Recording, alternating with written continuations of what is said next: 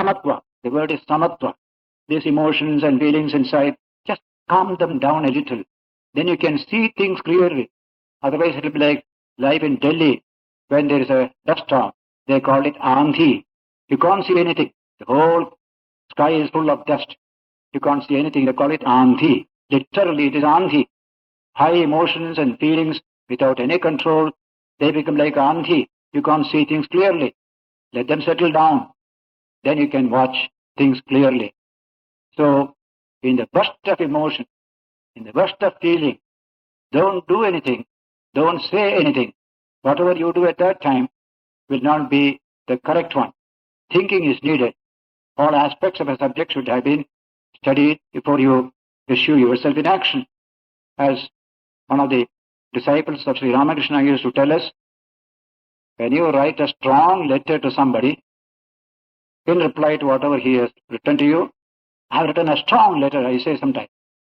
Our Swami used to say, Swami Brahmananda, put a letter under the pillow for a day or two. Afterwards you send it. You will yourself modify it. You can try it for all of you, you can try. Keep 1 or 2 days, you will yourself modify it. That time you are in flame, and that flame is coming out. Later on you feel, why did you do like that? It has spoiled the whole situation. So, man has that capacity. If you don't exercise it, you are behaving like an animal. Straight away, act without thinking. Man is a thinking animal, we call it. But thinking is removed. The animal only remains. Therefore, Arjuna now is in a more chastened mood. The tonic has acted. For doctors give you tonic, for improving your nervous system and the blood system, etc. So Arjuna's tonic, what he got from Krishna, did its work. And so he is telling now in a calm, collected mood and more coherently. Arjuna Uvacha says, Katham Bhishma Maham Sankhye Dronam Cha Madhusudana Vishubhi Pratiyodhyami Pujarhau Arisudana. Krishna, how can I shoot arrows at men like Bhishma and Drona? They are worthy to be worshipped by me. More coherent language you will find here. Katham Bhishmam Aham Sankhye. Sankhya is war. In a war, how can I, Vishubhi Pratiyodhyami, with my sharp arrows, fight against men like Bhishma? Pujarhau. Bhishma and Drona are worthy of honor and worship by us. They are our elders. One is a teacher, the other is like a great-grandfather. How can we do this? Pujarhau Arisudana. That is the first question Arjuna is asking Sri Krishna. Secondly, Guru Nahatva hi Mahanubhavan Shreyo Bhoktum Bhaikshamapi Valoge Hatva Arthakamamstu Guru Nihaiva Punjiya Bhogan Rudhira Pradigdhan. He says, Guru Nahatva, without killing these gurus. Guru here doesn't mean actually teacher, elders. All elders are known as Guru. Guru Nahatva, he Mahanubhava, they are all Mahanubhavas. Bhishma, Drona, Shalya, these are all Mahanubhavas. Without killing them, Shreyo Bhoktum Bhaikshamapi Haloke. I would much prefer to take bhiksha, going from several houses, take a little from each food, and then eat it and live. I prefer this. Bhakshamapi haloke. Hatva arthakamamsta guru nihaiva. Bhunjiya bhogan. Rudhira pradigdhan. On the contrary, if you kill these people, whatever food you eat in this world will be smeared with their blood. Who will like to eat such a food? And who are they? One adjective is used here. Arthakaman. Those who run after wealth.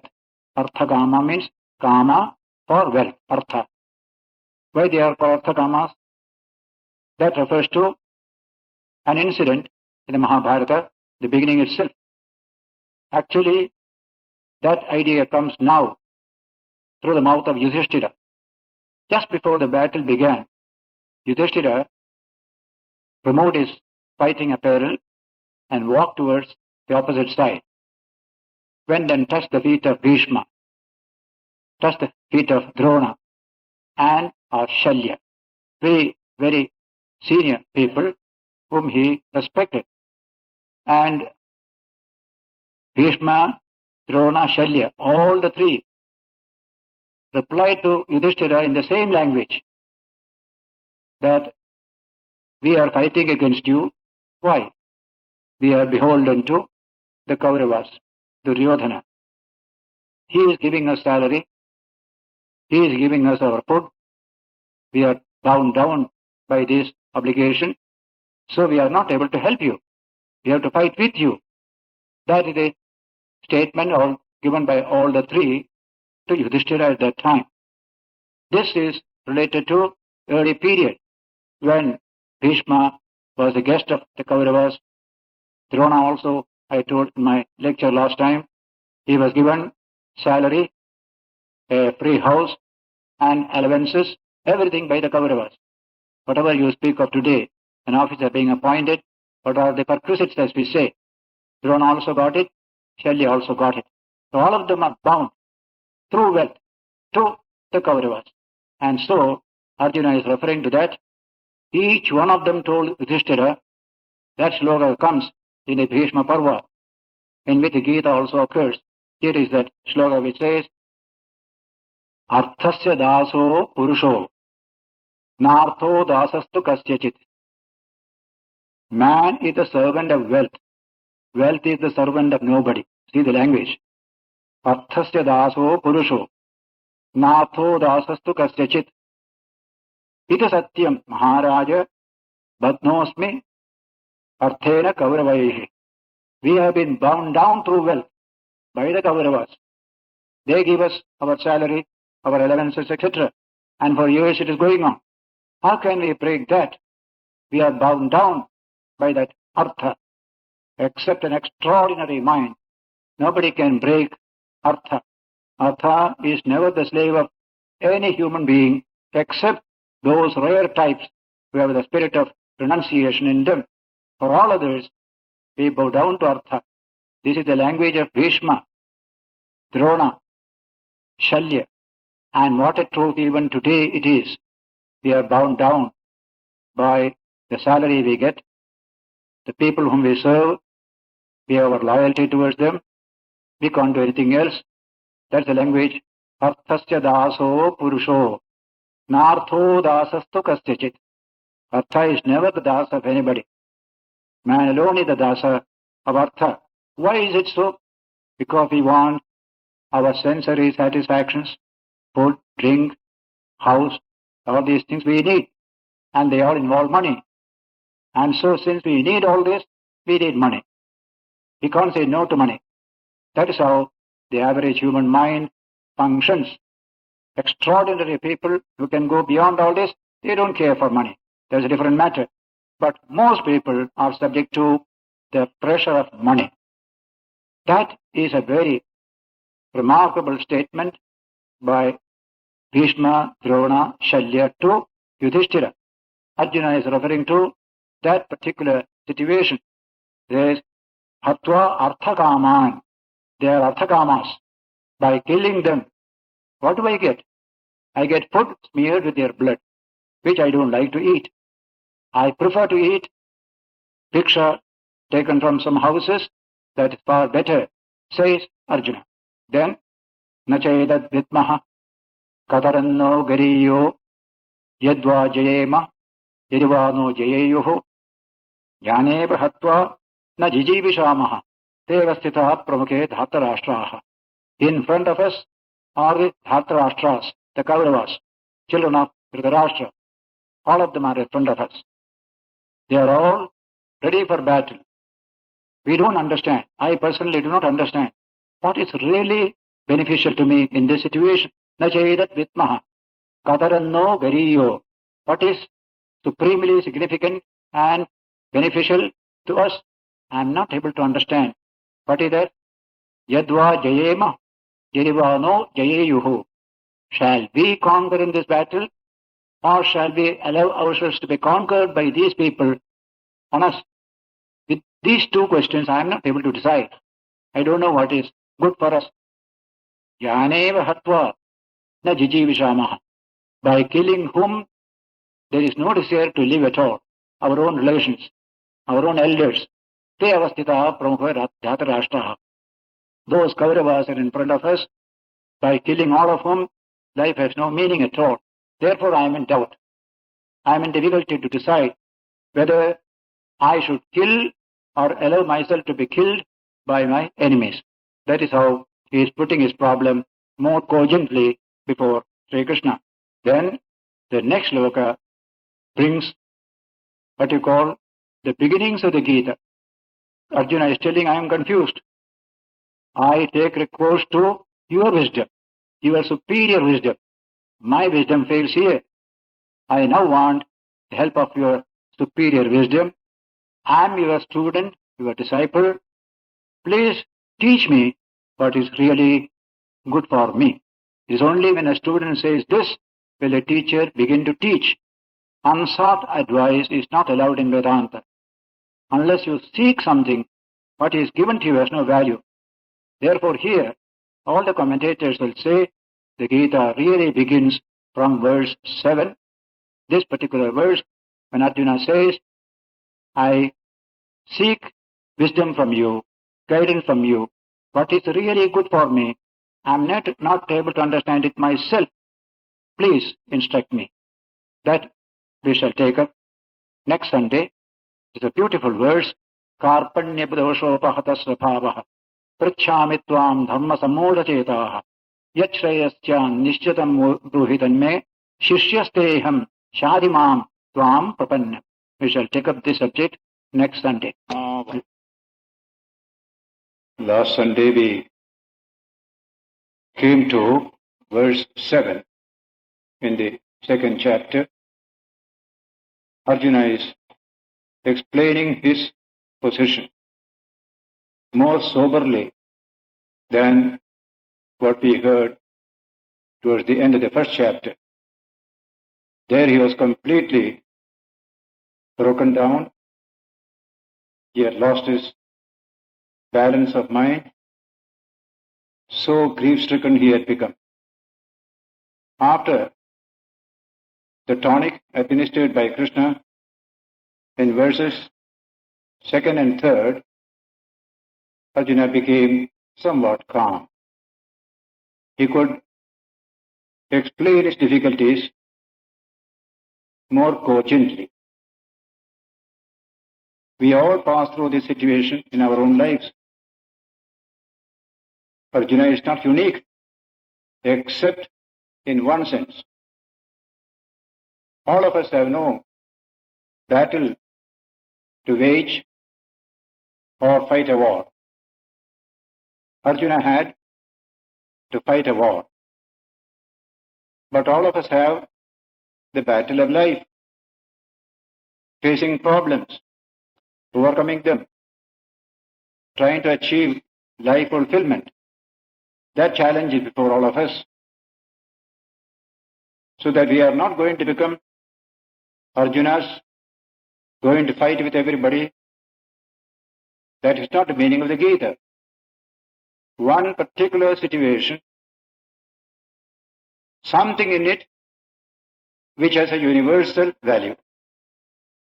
Take out that universal element from that situation. That is why after the first half of the second chapter, you don't hear of war at all thereafter. It is all about character, purity, love, compassion. The whole teaching. When you come to the 12th chapter, who is my true devotee? Krishna will tell, he is my true devotee, who is strong and fearless, and makes others also strong and fearless. He doesn't use his strength to destroy other people. Yasman nodvijate loko, lokan nodvijate chayah. He who does not frighten the world, and he who is not frightened by the world, that is high character. A timid person doesn't frighten the world. But he is timid. There is no virtue in it. But a very strong person can frighten the world. That is also not high virtue. But has strength and fearlessness and inspire the same thing in others as well. That is ideal humanity. That is the main teaching not only in this book, but all through our Sanatana Dharma literature, in the Upanishads, in the Gita, in the Mahabharata, Srimad Bhagavatam, everywhere you will find the word which has been coined in Sanskrit typifies the Sanatana Dharma mind of the best human being.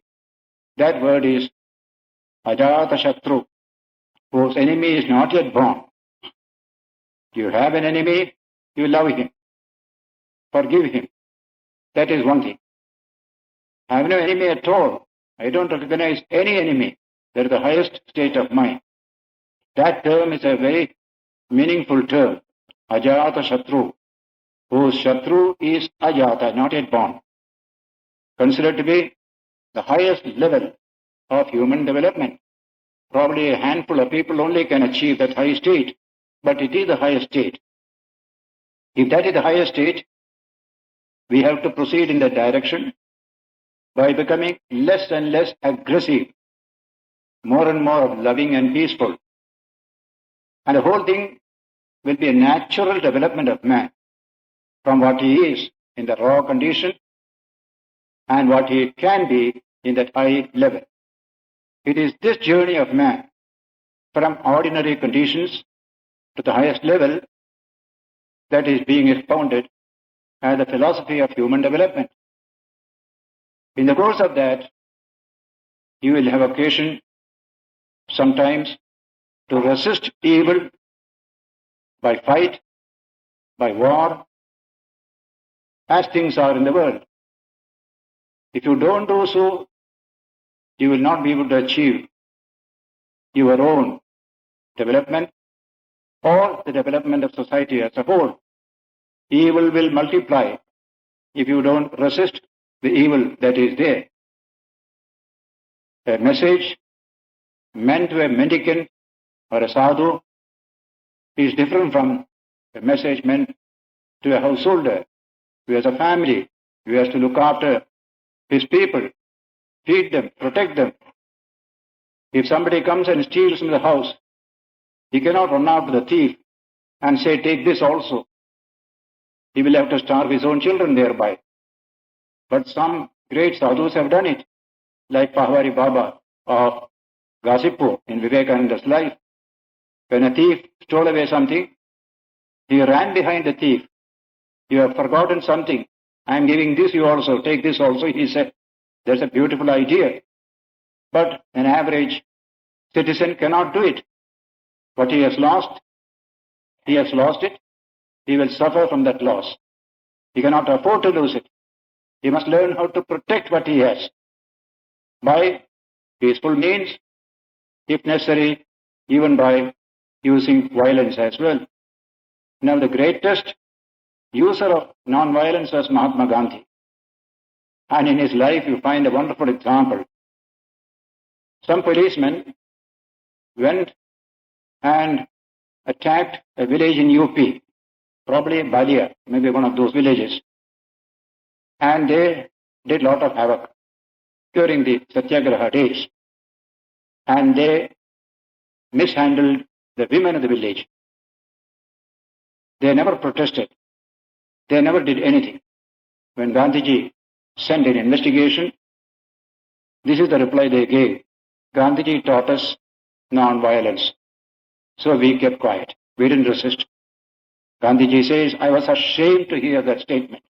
You couldn't protect the honor of your women. In the name of non-violence, you behave like a coward. Is that non-violence? I preach a non-violence of the courageous person, not of a coward. There are instances in life, therefore, where you will have to resist evil if you want to survive. That is why, in the whole of the Hindu Sanatana Dharma tradition, there is no place for what you call pacifism, as we call it in modern times. Under any circumstances, I shall not resist. That pacifism has no place in our thinking. It is meant for a handful of people who can stand it. To all others, there are occasions when you have to resist, either peacefully or using some force. There is no aggressiveness in it. It is a sheer need of human life.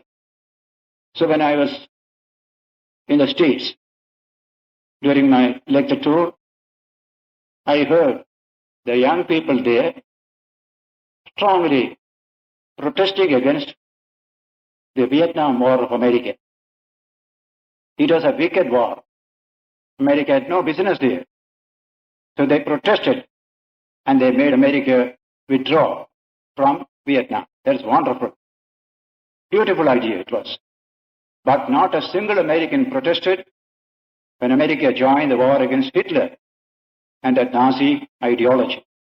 That's a dangerous ideology. It will destroy the human spirit. If it had succeeded in the last war, humanity would have been dwarfed a good deal. So nobody objected to that kind of a war to destroy that very wicked philosophy which was gaining strength. So go back to Mahabharata period. How many evil deeds were done by the Kauravas, including insulting in public Draupadi by taking away her clothes. Many such insults these people suffered due to the constraints of the moral values they had upheld until they could not suffer anymore. Again and again you will find Mahabharata speaking, peace is the greatest objective. Every state must choose peace and not war.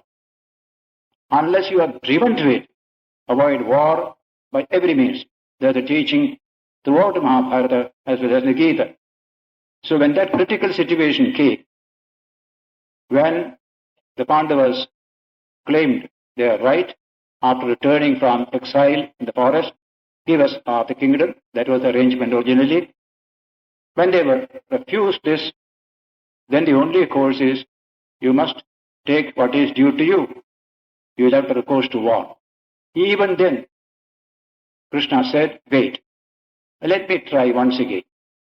I will go as an ambassador on your behalf to the court of the Kauravas and plead for peaceful settlement. And everybody agreed. And the speech he delivered in the Kaurava court is masterly. Some of these speeches in the Mahabharata you can hear today in the United Nations. Almost verbatim ideas you will find there. Human values, the greatness of peace and harmony, peaceful settlement of disputes, all these things you will find there. And so, what did Krishna do there? He said, these Pandavas, to whom the country belongs, you have usurped it by tricky means. Doesn't matter. Give them half the kingdom. The other half you keep. They will build a new capital. They said no. Then Krishna argued, coming down and down. Give them 5 villages. So no. 1 village so that they can have their own place to live and be happy there. Nothing doing. Not one. What you call Suchi Mukha. Pinpoint of land we shall give the Pandavas. It was at that stage to think on beyond the control of man. If you allow evil to continue, it will be dangerous, as in the case of we had this Hitler's war. So there was need to resist that evil, and it became very serious. So much destruction took place. It's a big event in our history, Mahabharata war. Things were not the same after that, but it was beyond control. Just like Krishna's own people killing each other in a drunken state in Dwaraka. Humanity has this weakness. Sometimes it can be excellent people, very peaceful, very fine. Sometimes they become aggressive, wicked, violent. That is humanity. The teaching in the Gita is not to make man aggressive, but to curb that aggression, to make people more peaceful, to live at peace with each other. That's why throughout the book, you hear Krishna expounding a philosophy of life out of a one particular situation centered in Arjuna. It is a war situation. When you take a particular event and universalize it, you get philosophy. A particular event is not philosophy. From that particular, you develop a universal concept. That's called philosophy of life. So Krishna will tell to everyone, Arjuna had an actual battle to wage. You have no such battle to wage, but you have the battle of your own life to wage. So when difficulties come, challenges come, will you run away like Arjuna? Face them. Face them. That is the message he conveys to all humanity in India as well as abroad. While doing so, don't increase the evil that is already there. Do it in such a way that you will make the world a little better. Sri Ramakrishna, in one of his beautiful parables, refers to this particular subject. A poisonous snake lived in a forest. Children used to play near about, but terribly afraid of the snake. One day a holy man came by that way. He was going towards the place where the snake is. And the boys told him, Sir, don't go that way. There's a poisonous snake. He said, I am not afraid of snakes. He went straight. So the snake came towards him in an aggressive manner. But he uttered some mantra, and the snake became very quiet in front of him. Then a conversation between the sage and the snake. Why do you harm people? It is not proper to harm people. Live a non-violent life. Live for yourself. Allow others also to live for themselves. Hereafter, don't do any harm to anybody. I give you a mantra. You keep it in mind. You will achieve something great in this very life. I will come back again. Saying this, he went away. From that day, the snake changed its ways. It became quiet, peaceful, non-aggressive, and the children was watching from a distance. And they found the snake has become less aggressive. They went closer and closer. Snake was not reacting. They didn't know all these changes that had taken place, but at least they could see the snake is not dangerous. They can play with it. So the time came when the boys could come near the snake, take the tail of the snake. So one day they whirled it round and round, dashed it to the ground. Half dead, it remained. At nightfall, it went into its own hole. It became a bone, simply a skin and bone. After a few days, the holy man returned. And the boy said, oh, that snake is gone. No need of going there. He said, no, that cannot be. I have given him an instruction. Without realizing life's purpose, he cannot die.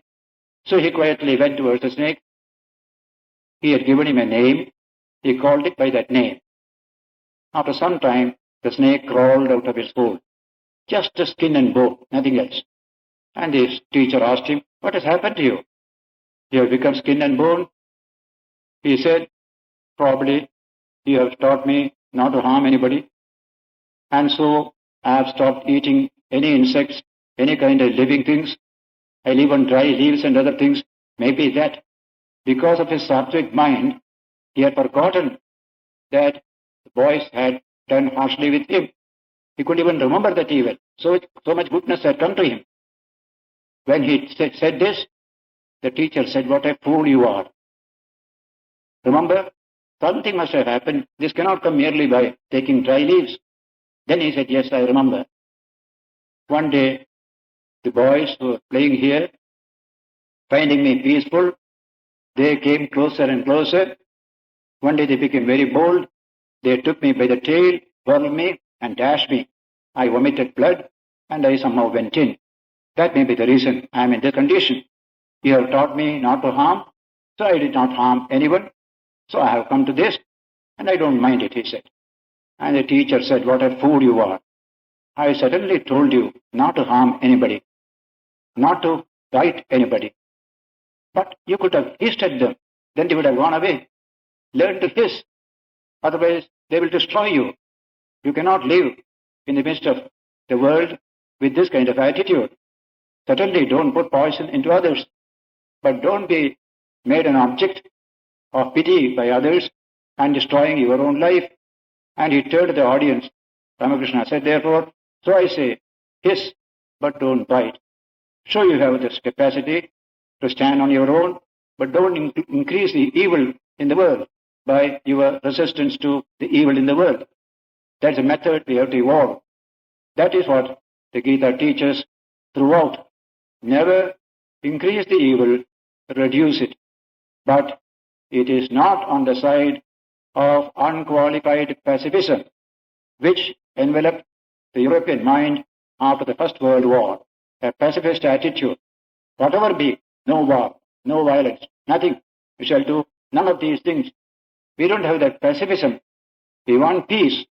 We want humanity. We want love and concern. But so long as you are living in this imperfect world, you must learn how to protect your interests. All are not going to become mendicants. Protect your own interest. If somebody comes and snatches away your daughter, you are not going to keep quiet. Or hand away the second daughter also to the person who snatched the first daughter. You won't do that. Then if you do so, you won't be a man at all. Something is wrong with you. That's how the Gita is going to tell to every one of us. You must be able to protect your interest, protect other people's interest, the national interest, without endangering the welfare of humanity as a whole. It's a very difficult subject, but it must be pursued as best as one can. Krishna always will say, this is a high ideal, but do as much as you can. Svalpamapyasya dharmasya prayate mahato bhayat. It will come in the course of this chapter. Even a little of this dharma will save us from great fear. And so Krishna had to tell Arjuna, in the midst of a battlefield, at the end of a long process of negotiations, where evil was not going to surrender to any good thought, there was nothing else to do. Very critical situation. When Arjuna said, I don't want to fight, Krishna had to tell him, no, that is unmanly. You have to. Your very bones will make you face the battle. Something has happened to you. You have become weak. You have become distressed. You have become broken down, as it were. That's why the two sentences, two verses, second and third, made this exhortation to Arjuna. Kutastva kashmalamidam vishame samapasthitam anavijushtam asvargyam agirtegaram Arjuna klaibyam masmadamappartha naidatvai upabadhyate shudram hridaya daurbalyam tyekto uttishta parantapa. Exactly what Gandhiji said in our time. It is shudram hridaya daurbalyam. You people have no strength of character, no strength of mind and heart. You allowed your women to be dishonored by the police. You must use your teeth even to protect your honor. These are Gandhiji's words. A man who has vowed to non-violence from every point of view. But weakness, cowardice, and non-violence cannot go together. So if a householder says, something has happened to my house, somebody has come and stolen away or kidnapped my people, I remain quietly, peaceful, I don't want to do any harm to anybody, something is wrong with that person. Krishna won't allow it. That is unmanliness. That is weakness. That is cowardice. He will say, there is no virtue in it. This is the language.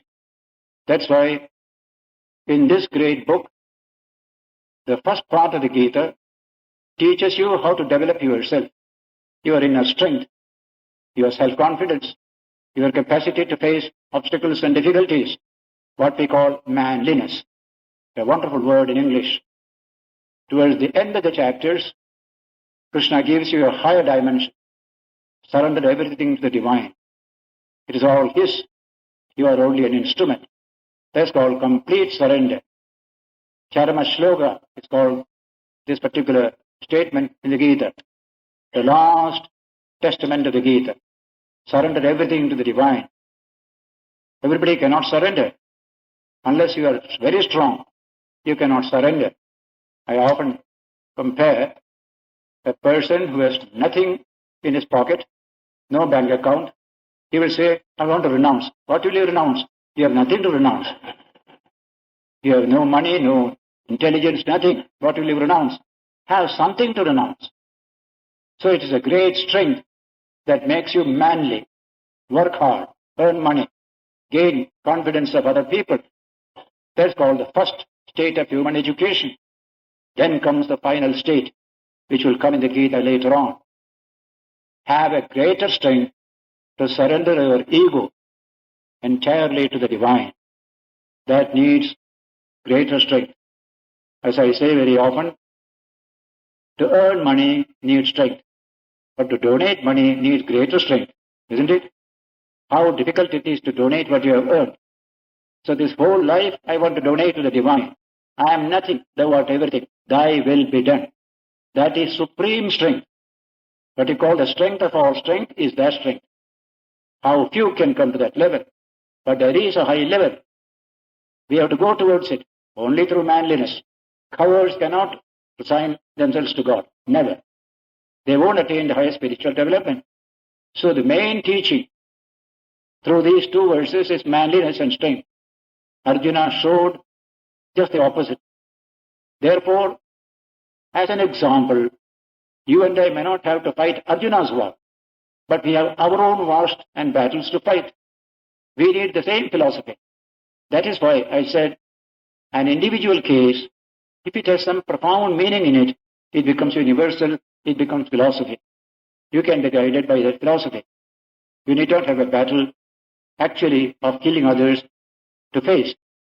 So in this section, therefore, Arjuna is giving his own difficult situation in words which are more sincere, more peaceful, more cogent.